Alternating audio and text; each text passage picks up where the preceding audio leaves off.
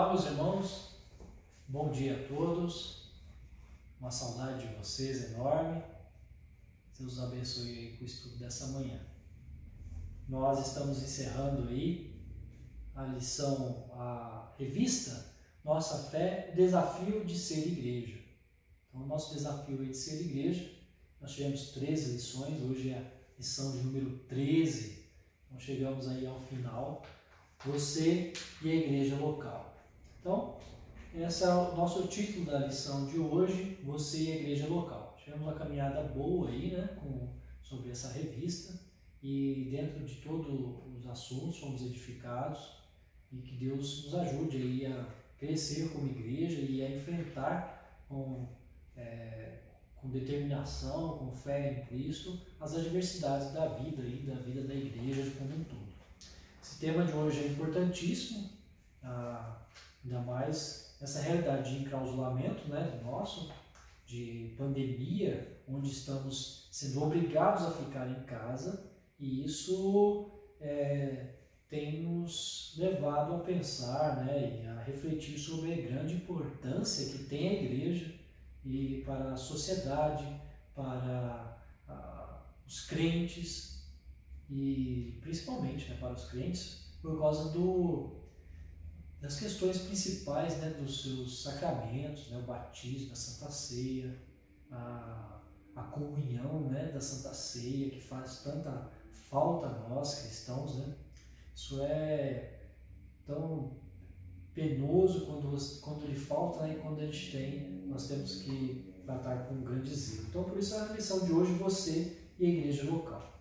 Antes de nós adentrarmos na lição propriamente dita, nós oraremos ao Senhor. Feche os teus olhos, eu conduzirei nesta oração. Pai Santíssimo, nós te rendemos graças pela tua palavra, pelo teu poder e pela tua misericórdia e tua graça dispensada a nós. Nós somos gratos a Deus por isso. Pedimos perdão, Senhor Deus, pelos nossos pecados. Nos ajuda, Senhor Deus, a entender a tua palavra e a praticá-la, Senhor Deus, em todo o tempo.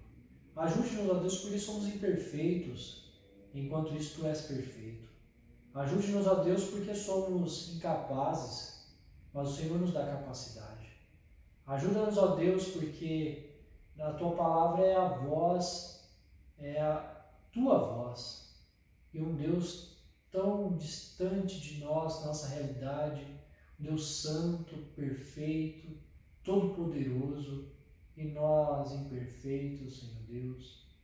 Se o Senhor não nos der sabedoria, e nós não conseguiremos desvendar, Senhor Deus, dos olhos, com essas escamas que estão nos olhos, a tua verdade. Por isso, nos permita, ilumina, Senhor Deus, nosso entendimento por meio do Espírito Santo e nos ajuda em nome de Jesus. Amém, Senhor.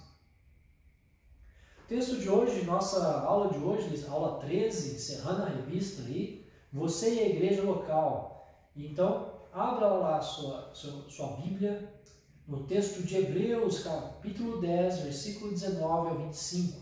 Capítulo 10, versículo 19 ao 25. Então, vá para Hebreus.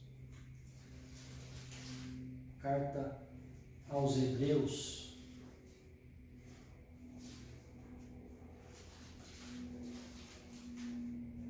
Vou abrir a minha aqui enquanto você abre a sua. No capítulo 10, versículo 19 a 25, que diz assim: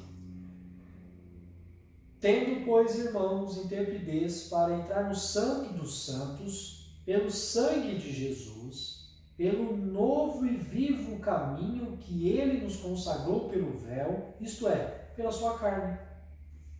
E tendo grande sacerdote sobre a casa de Deus, aproximemo-nos com sincero coração, em plena certeza de fé, tendo o coração purificado de má consciência e lavado o corpo com água pura. Guardemos firme a confissão da esperança sem vacilar, pois quem fez a promessa é fiel. Consideremos-nos também uns aos outros, para nos estimularmos ao amor e às boas obras. Não deixemos de congregar-nos, como é costume de alguns. Antes, façamos admoestações, e tanto mais quanto vedes que o dia se aproxima. Então esta é a palavra do Senhor, que vai nos recomendar as boas obras, né?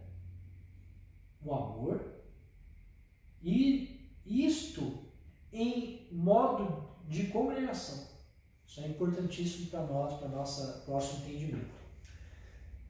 Nós analisaremos melhor, né, na verdade, o texto mais à frente, mas antes de irmos diretamente ao texto, eu quero pensar com os irmãos nesta manhã sobre esse título, essa revista, sobre esse tema, na verdade. Então, a nossa introdução ela vai pensar o seguinte: em muitas denominações atuais não existe o rol de membros. Por quê? Por que não existe o rol de membros? Por que eles não estão se preocupando-se com isso? Porque acham que isso é, primeiramente, desnecessário, é algo arcaico, é algo que está ultrapassado. Dentro dessa questão de ultrapassado, eles não reconhecem, então, ser bíblico. Então, tem que já vamos levar às definições, né? Se eu reconheço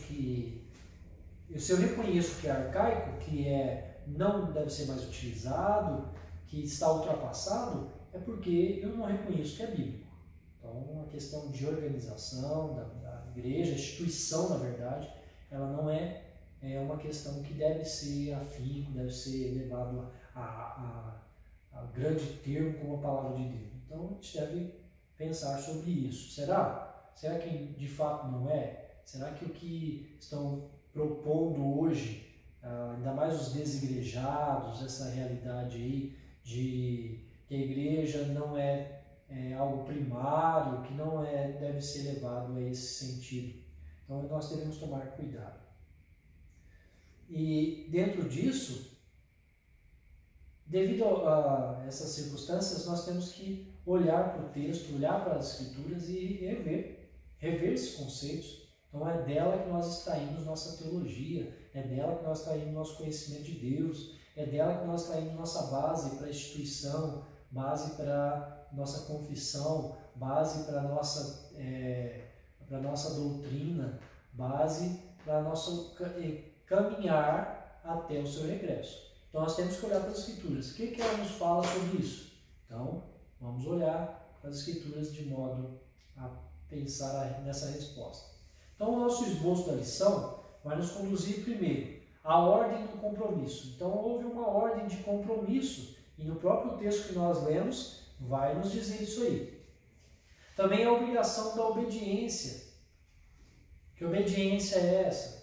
Essa obediência aos mandatos do Senhor, os privilégios da parceria. Então, dentro dessa realidade de igreja, o cristão e a sociedade, ela deve pensar essa parceria, com os privilégios, como isso aí agrega, como isso é edificante. Então, nós temos que pensar sobre isso. Então, a conclusão e a aplicação. Nosso objetivo dessa lição, o objetivo que nós queremos conduzir os irmãos sobre a importância de decidir-se à membresia. Então, eu quero ir para a membresia, eu quero ser membro da igreja, decidir-se nesse sentido, porque quando você entende os princípios da igreja, e digo igreja visível, nós temos que buscar mesmo o empenho. Eu quero fazer parte da igreja, porque quando entendemos esses princípios da igreja visível, ela nos remete a uma igreja invisível. E dentro dessa igreja invisível estão os santos, os eleitos de Deus, estão aí os salvos que já morreram e que estão hoje já vivendo dentro da igreja invisível. Então todos aqueles que morreram em Cristo estão hoje dentro da igreja invisível, mas nós estamos dentro da igreja visível, como nós temos que agir, e isso é importante, de comunicar aos frequentadores. Então, sobre a importância de comunicar aos frequentadores. Nós temos realidade de pessoas dentro da igreja que são frequentadores, mas elas precisam ter um cuidado de membro, chamados de irmãos. Então nós temos que ter esses passos aí, objetivo. Então primeiro aí, a relevância, né? Qual que é a relevância desse tema? Qual que é a relevância de você saber sobre a realidade da igreja, local e você? É o compromisso que devemos ter com a igreja de Cristo. Primeira coisa, a palavra nos chama a responsabilidade. Se nós temos um Deus soberano, mas nós também temos responsabilidades, né? Responsabilidades de uma vida cristã, uma vida que mostra isso, uma vida de obediência, de amor, de obras, né? Isso não é questão salvífica, mas é questão de um salvo expressa essas realidades. E o compromisso com a igreja local. Então, compromisso que nós temos com a igreja local. Vamos olhar um pouquinho, eu quero, antes de ir diretamente ao texto, quero só fazer uma análise com os irmãos sobre Atos.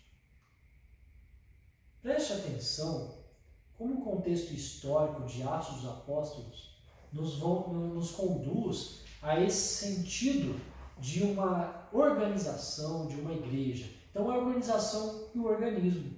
A organização igreja, ou sinagoga, ou templo, com o organismo, que é a igreja, que é os cristãos, que é o povo que está dentro dela. Então, como é que gira como é que os apóstolos tinham essa ideia de organização e organismo?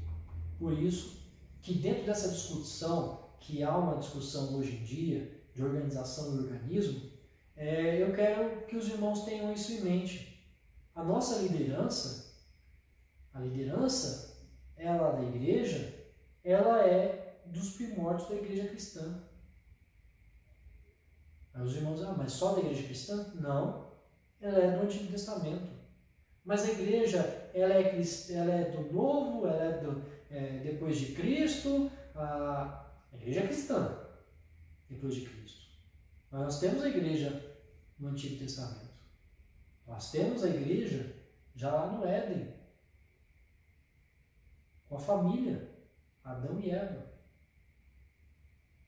Então nós já temos a instituição da igreja. Em adoração e culto ao Senhor, um local reservado, o Jardim do Éden. Então, essas coisas têm que levar-nos a pensar, peraí, a igreja ela é uma criação humana ou ela é uma criação divina? Então, dentro disso, nós vemos que é de grande importância reconhecermos a criação divina. O que fazemos porque o Senhor nos mandou. Então, pense bem, nessa questão de organização e organismo, dentro do livro dos Atos dos Apóstolos, onde Lucas registra os Atos dos Apóstolos, nós vemos a igreja crescendo, mas o que é? Em liderança. Olha lá a liderança apostólica no 11:1-18. Essa liderança apostólica, ela é uma liderança que zela pelos membros. Você vê, se nós voltarmos um pouquinho mais à instituição dos diáconos, lá no capítulo 7, nós vemos que o texto, na verdade o 6, né, capítulo 6, por causa do cuidado com o povo de Deus. Então já a liderança, já alguns colocados como a necessidade de homens para servir aí na questão dos oficialatos. Então quando você tem capítulo 6, aí nós vamos capítulo 11, a liderança apostólica, vemos lá no capítulo 11:30, presbíteros ordenados. Olha, já nos primórdios já temos presbíteros anciãos aí ordenados. 13:5, sinagoga. Uma das coisas que nós vamos mais ouvir no livro de Atos é a questão da busca às sinagogas para a pregação do Evangelho, pregação de Cristo. Então Paulo vai lá nas sinagogas, procura sinagogas para poder pregar. Por quê? Ele vai às organizações. Ele vai até lá porque é lá onde que ele anuncia, é lá onde que é proclamado, é lá onde que vivem em comunidade, vivem em conjunto, é onde um zela pelo outro, é onde a boa palavra está sendo anunciada. Então Então é lá que ele tem que ir. Mas aí ele vai à sinagoga. Então vamos lá. 13, 15. Buscava as sinagogas. Olha lá de novo, Paulo buscando as sinagogas. 15, do 1 ao 35. Homens sábios, oficiais. Porque é de grande importância a igreja? Por causa do crescimento. Por causa da... Nós vemos homens se levantando para o oficialato. Quem é decente, quem é sábio e sabedoria, que é sabedoria divina, sabedoria de Deus, sabedoria do conhecimento do Senhor. Então nós vemos que nós precisamos de homens que são sábios. Por quê? Por causa das questões que são levantadas diariamente na igreja. Homens que se levantam contra Cristo. Então nós precisamos de sabedoria para que seja admoestado, seja levado com ordem e decência nas questões da igreja, conforme a Bíblia nos manda. Então, foi lá no 15, levantou-se uma contenda por questão dos gentios estarem aceitando, né? Na verdade, ir à circuncisão. Alguns estavam querendo que eles fossem para a circuncisão, e Paulo não pode mais voltar à circuncisão. Agora, aquele, se não for circuncidado, tudo bem, é o batismo de Cristo, é o batismo cristão, é a fé pelo Espírito Santo. Então, dentre eles subiram a Jerusalém apóstolos e presbíteros com respeito a esta questão da circuncisão. Versículo 6 do capítulo 15 vai nos mostrar então: se reuniram os apóstolos e os presbíteros para examinar a questão. Olha aí, os anciãos da igreja se reuniram com os apóstolos para o quê? Discutir sobre questões da vida, da teologia, da pregação. Então nós precisamos de homens, e isso nós encontramos aonde? Dentro da comunidade da igreja, dentro da igreja. Esses homens são levantados pela igreja, você visualiza o conhecimento deles, é um teste mesmo, é uma vida diante ao Senhor que é demonstrada, que é vivencial, que é visível. Nós precisamos desses homens aí agindo deste modo. Continuando, não quero me deter muito nessa parte. 17.1, sinagogas, nós vemos eles aí nas sinagogas. Temos aí 17.17, buscava as sinagogas. 18.4, sinagogas. 18.19, sinagogas. As sinagogas, 18.19. 21.18, presbíteros instalados, já estavam presbíteros instalados. O que é um conselho? O que é um presbítero? Presbítero é ordenado para o seu rebanho. Presbítero é ordenado para cuidar do povo do Senhor. E há conselho porque há a igreja, porque há a instituição, há o organismo, né?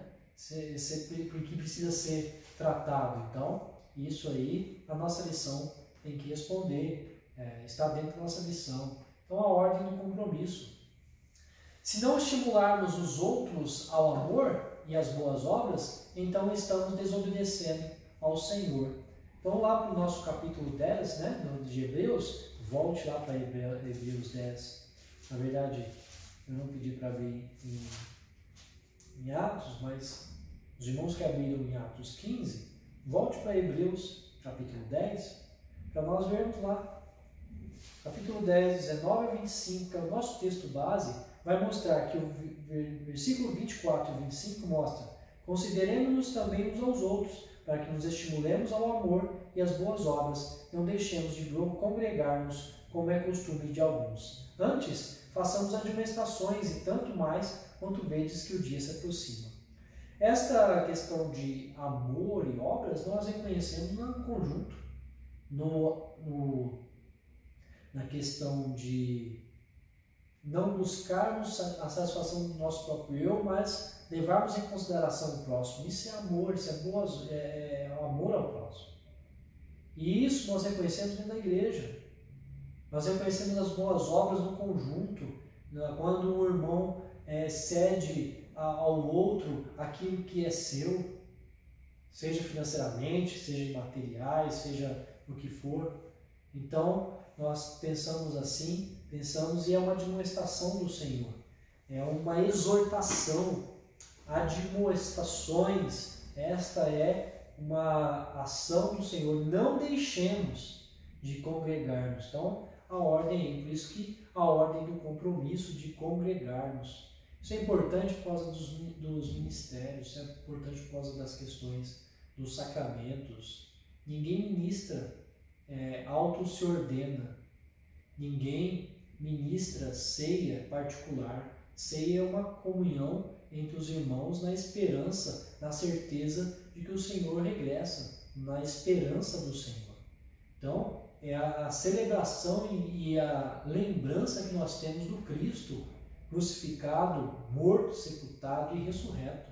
Nós temos também o batismo, é o modo de purificação na água aí, né? Vai dizer aqui em cima, o corpo com água pura. Então agora é o nosso ato de fé. Então precisamos desse ponto aqui, essa obrigação. E aí a obrigação da obediência. É muito negligenciada a ordem para ajudarmos os nossos líderes a cuidarem da nossa alma com alegria. Então quando nós olhamos para Hebreus 13:17, Hebreus 13:17 diz assim, ó: obedecei aos vossos guias e sede submissos para com eles, pois velam por vossa alma, como quem deve prestar contas, para que façam isto com alegria e não gemendo, porque isto não aproveita a vós outros. Sabe essa obrigação da obediência? Ela nos leva a cuidar um do outro, a zelar um do outro, porque isso é uma obediência à voz do Senhor, ao mandato de congregarmos. Nisso nós reconhecemos essa obediência, e aqui obediência aos líderes, assim como os líderes zelam e vão prestar contas diante ao Senhor do cuidado que tem para com as suas ovelhas, os dois prestam conta diante ao Senhor.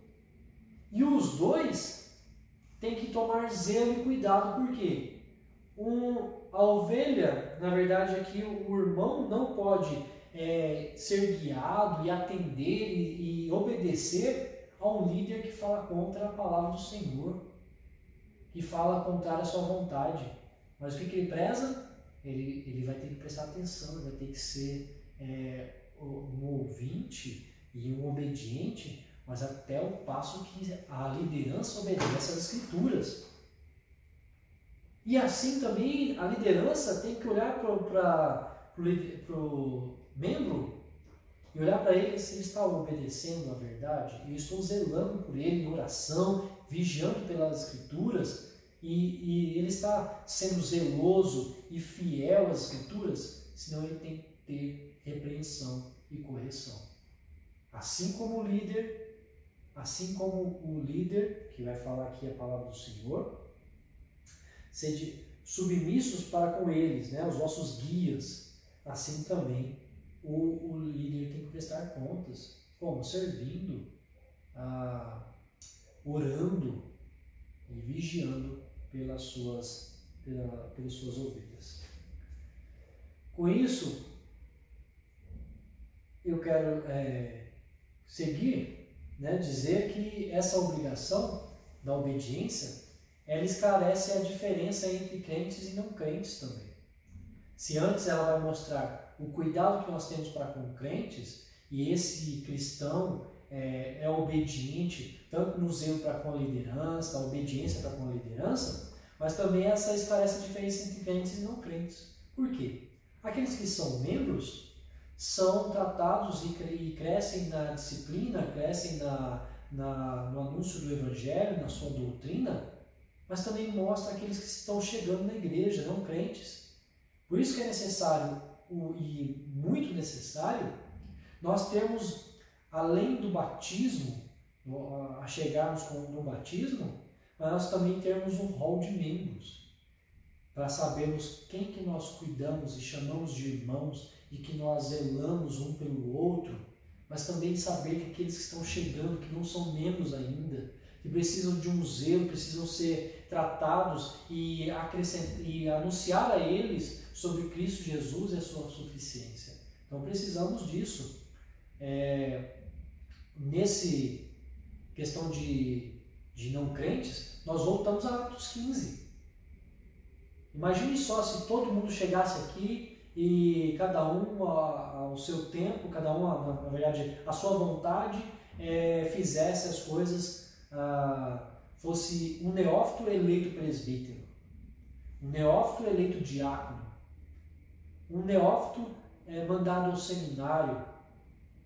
Então tudo isso nós temos que tomar cuidado. Esse é o zelo de homens fiéis, é o zelo de um contexto da palavra de Deus. Não é algo tratado assim como nosso, né? Nós tratamos as coisas assim relaxada, e não pode ser assim com a obra do Senhor. A obra do Senhor tem que ser tratada com zelo, com respeito, com coerência, com disciplina, tudo isso moderadamente, tudo isso conforme as Escrituras. Então, por isso nós temos que ter esse zelo. Faz com que a igreja visível reflita melhor a igreja visível. Então, essa igreja visível, ela precisa refletir a igreja invisível. Como? Com as suas boas ações, com os seus atos de um verdadeiro convertido, de aquele que realmente é convicto do seu chamado do Senhor.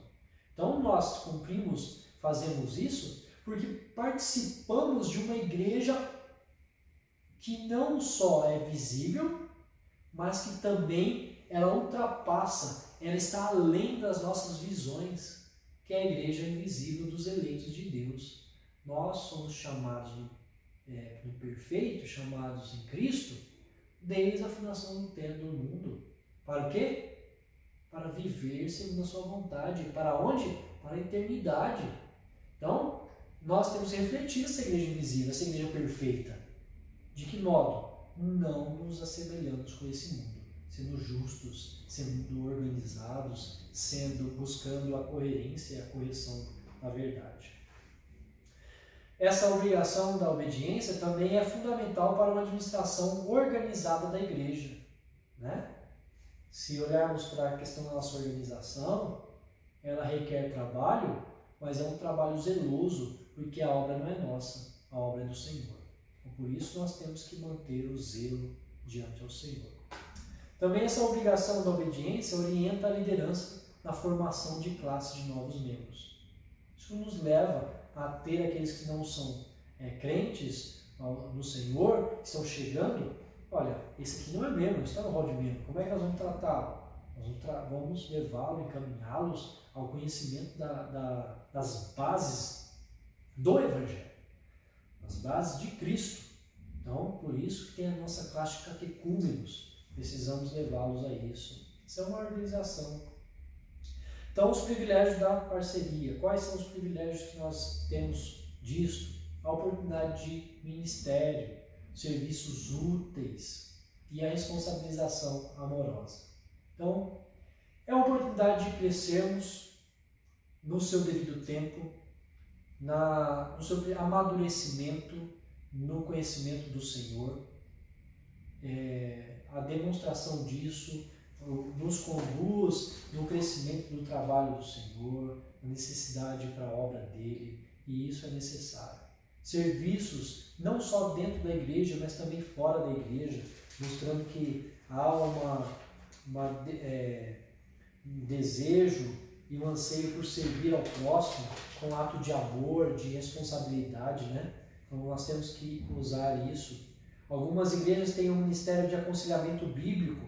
Estou lendo aqui na revista, página 47, que diz assim, que continua dizendo, né? Tem esse aconselhamento bíblico com muitos homens e mulheres treinados para aplicar as escrituras no cuidado com as almas. Olha que maravilha, que serviço abençoador, né?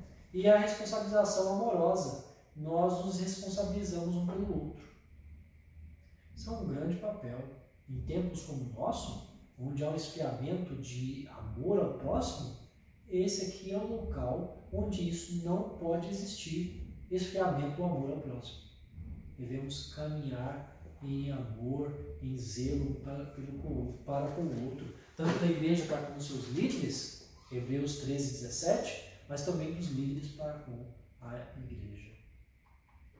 Então, conclusão, que nós chegamos, aqueles que se recusam a ser parte da membresia estão se tratando como incrédulos, né? Por quê? Eles querem ficar a parte da membresia da igreja e esquecem que a membresia da igreja ela é um vínculo da própria obediência das Escrituras. Um vínculo de obediência para com a vontade do Senhor. E essa membresia ela tem todo o papel de um cuidando do outro, de zelando, de obediência um para com o outro e de amor ao próximo. Não buscando os nossos próprios interesses, mas sim o interesse do próximo, para que cresçamos em graça, cresçamos em obediência à palavra do Senhor. Porque voluntariamente desobedecem às ordens de Deus e totalmente negam a si mesmo os benefícios da comunidade de Deus. Então, dentro da comunidade do Senhor, nós temos que buscar esses benefícios, que é adentrar essa membresia. Tem que ser um anseio do nosso coração, desejar viver para o Senhor. Então, aplicação, né, para nossas vidas. A analogia de Paulo sobre o casamento é o melhor exemplo de como devemos nos comportar. Fiéis visivelmente no amor e nas obras, e espiritualmente eleitos de Deus e participantes da igreja triunfante. Então, como é que nós podemos agir assim? Paulo usa uma analogia lá em 1 Coríntios sobre o casamento. Mas ele usa só como exemplo de como é a vida para com Deus. Cristo é o cabeça e nós somos o corpo de Cristo. Dentro dessa organização nós atendemos à vontade de Cristo. Por isso temos que ser fiéis no amor e nas obras. E espiritualmente eleitos de Deus e participantes da igreja triunfante. Essa igreja triunfante era composta pelos eleitos agora e pelos que já estão se alegrando na presença do Rei. Então nós precisamos atender a isso. Nós somos visivelmente fiéis, já, crescendo em amor, nas obras e espiritualmente eleitos de Deus. E isso demonstra o eleito de Deus. Sabe, meus irmãos, essa responsabilidade, o desejo, o anseio de participar com a igreja, de crescer com a igreja, é a demonstração de um eleito de Deus. Ele anseia por fazer a vontade do seu Pai. Ele anseia viver em comunidade com o seu povo, porque ele não almeja o mundo, ele almeja o reino de Deus, a vontade do Senhor. E participante da igreja triunfante. Essa igreja triunfará. E você? Você quer participar? Você quer estar comprometido com esse povo? Com esse povo triunfante que triunfará a queda deste mundo? Ou você ainda está analisando, pensando se é isso mesmo, se esse Deus é verdadeiro, se essa palavra é verdadeira?